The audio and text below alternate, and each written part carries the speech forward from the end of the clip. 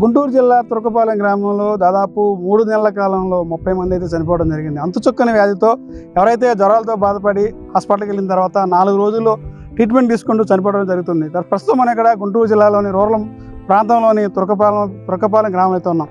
ప్రస్తుతం ఏదైతే ఉందో గ్రామస్తులు అనుమానపడే వాటర్ అయితే ఇక్కడ చూసుకోవచ్చు. ఈ కొండలు ఇక్కడ నుంచి బిక్కింగ్ ఉన్నటువంటి ఈ రాళ్లపై నుంచి వచ్చేటువంటి వాటర్ కింద నుంచి ఇలా జారుతూ వచ్చి ఇక్కడ కుంటలు అయితే వస్తుంది, నీటి కుంటలు.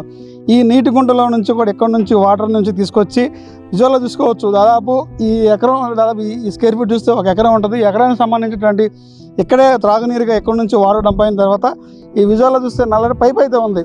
ఈ పైపు ద్వారా ఎక్కడి నుంచి ఈ నీటి కుంట నుంచి ఈ పక్కన ఉన్నటువంటి ఏదైతే ఉందో ఈ ప్రాంతంలోని ఈ సచివాలయం ఏదైతే ఉందో ఇక్కడ హాస్పిటల్ పిహెచ్సి దగ్గర వాటర్ ట్యాంక్ ఎక్కించడం జరుగుతుంది.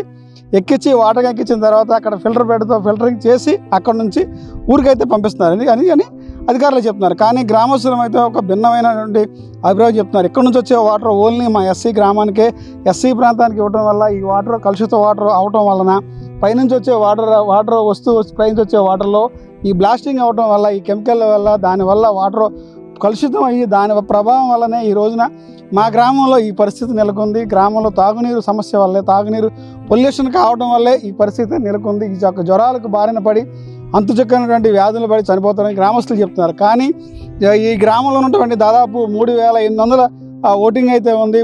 పాపులేషన్ చూసుకుంటే దాదాపు 5,000 మంది జనం అయితే ఉన్నారు. 5,000 మంది జనంలో దాదాపు ఎస్సీ కాలనీ ఏదైతే ఉందో ఎస్సీ కాలనీకి మాత్రమే ఈ కుంట నుంచి వచ్చే నీరు అందిస్తున్నారనేది గ్రామస్తులు అయితే ఆరోపిస్తున్నారు.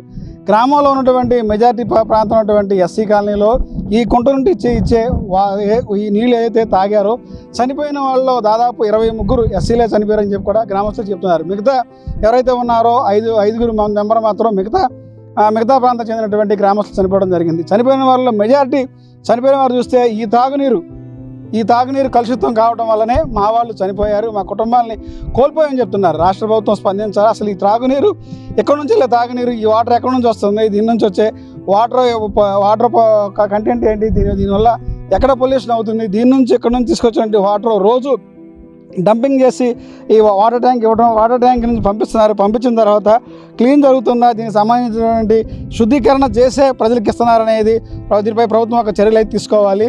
గ్రామంలో ఉన్నటువంటి ప్రజలంతా కూడా అందరినీ ఒకే మనసుతో చూడాలా, ప్రజలంతా ఒకటే అనే నినాదంతో చూడాలని చెప్పి గ్రామస్తులు చెప్తున్నారు. కానీ రాష్ట్ర ప్రభుత్వం దీని మీద దృష్టి సారించాలా, ఇప్పటికైనా స్పందించి వైద్య ఆరోగ్య శాఖ మంత్రి కానీ రాష్ట్ర ముఖ్యమంత్రి చంద్రబాబు నాయుడు దీని మీద ప్రత్యేక దృష్టి సారించి ఈ తాగునీటిలో ఉన్నటువంటి ఏదైతే ఉందో కలుషితమైన నీరు వల్ల మా గ్రామంలో ఇంతమంది కోల్పోయారు. రాష్ట్ర ప్రభుత్వం స్పందించి ఈ తాగునీరు వల్ల మాకు శుద్ధీకరమైనటువంటి తాగునీరు అందించాలని చెప్పి కూడా ప్రజలైతే కోరుతున్నారు. ఇది ఇక్కడ పరిస్థితి. కెమెరామ్యాన్ నానితో రాజ్ కమల్, తురకపాలెం వాటర్ ట్యాంక్ నుంచి.